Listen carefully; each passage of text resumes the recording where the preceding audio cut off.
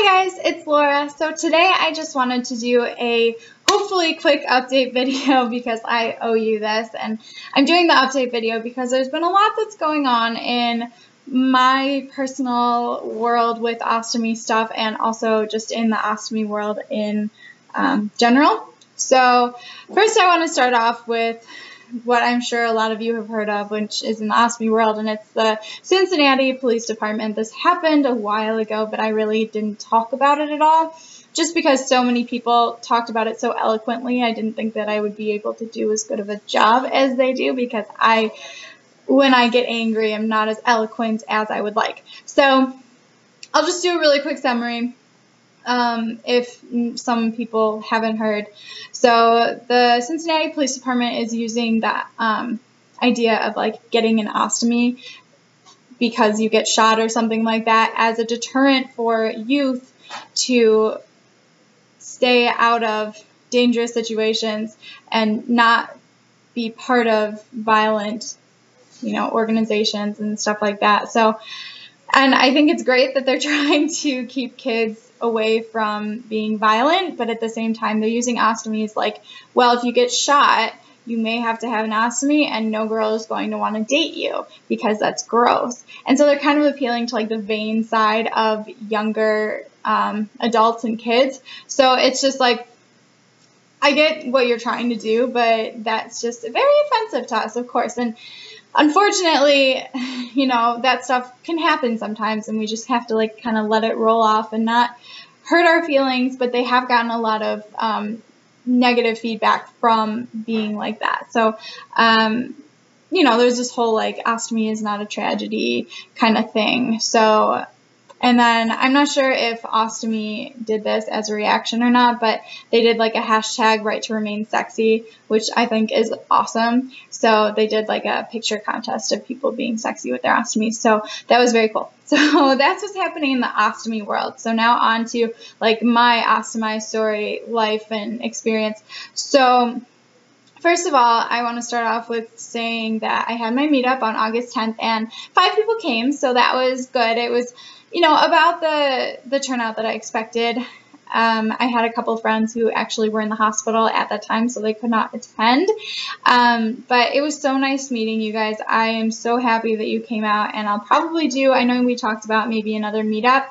So I'm thinking probably sometime when it gets a little bit colder, maybe like fall or winter time, I'll keep you updated. But we can all just meet in like a Starbucks or something like that, something simple. I think that the more simple, the better, probably, and the easier for people to get to would be good. So, and kind of working off of that, some of you may know that I work for the Crohn's Journey Foundation.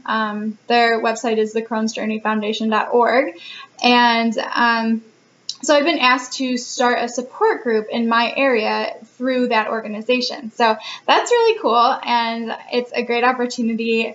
I'm kind of getting briefed on what they want me to talk about and what subjects they want me to, explore with other people. So I'm not sure when I'm going to set that up or where it's going to be yet, but I kind of have to figure all of that out, and then I'll let you guys know. And so all of my Chicagoan or Illinois YouTube subscribers can totally come to that too. You don't have to be like part of the Crohn's Journey Foundation, although I would really encourage you guys go check it out. The blogs are awesome. All of the people are wonderful and have really interesting insights into living with chronic illness. So that is another thing that's kind of going on in my life.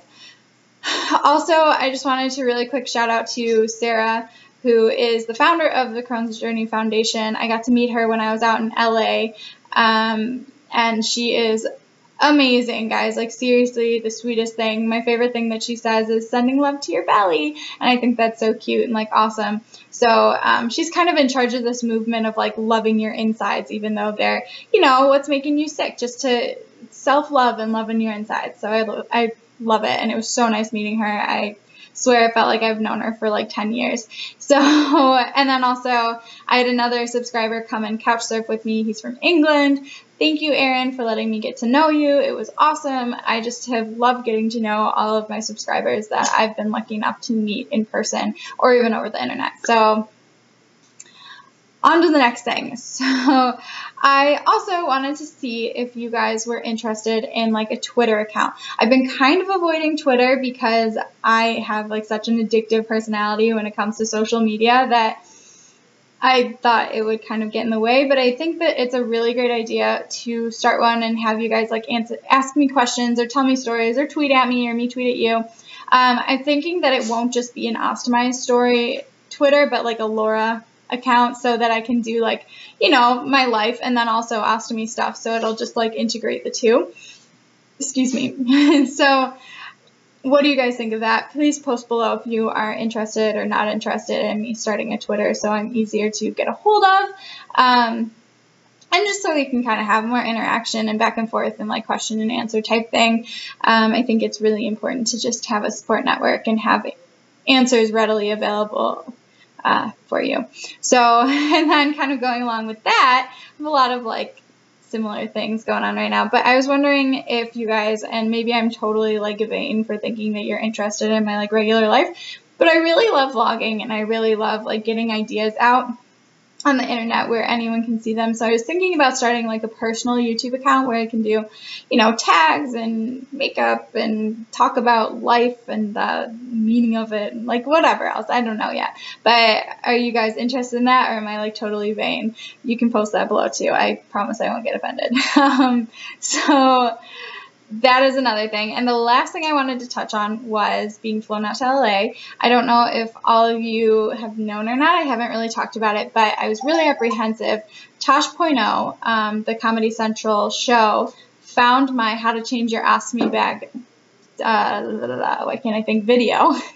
Wow, that's a really hard word to remember, Laura. They found my video.